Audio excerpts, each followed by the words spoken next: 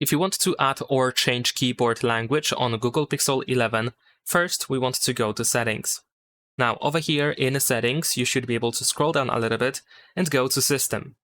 In System Settings, choose Keyboard, then Keyboard Apps, and over here choose Gboard because this is the keyboard that we use by default on this phone. Now in here we can go to Languages, and you will find all languages that are so far added onto your keyboard.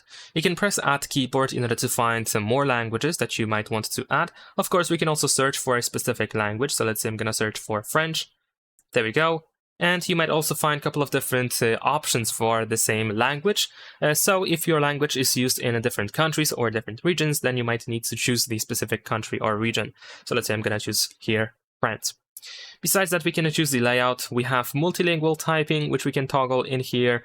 And you might also find some additional options here and there, so be sure to check that out. At least for some languages it is available. And tap on Done in the bottom right corner. Now we have our new language added to the keyboard. Now if you don't need the previous language anymore, if you want to keep just one language, then you can tap on Edit here in the upper right corner. You can select the old language that you want to remove and then tap on this Remove option here in the upper right corner.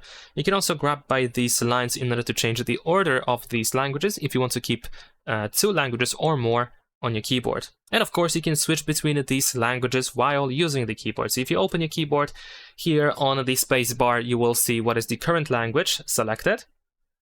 And you can tap on this globe icon in order to change to the next language. As you can see now, we have French, and then we have German, and then we have English. At least in my case, this is how I switch between them.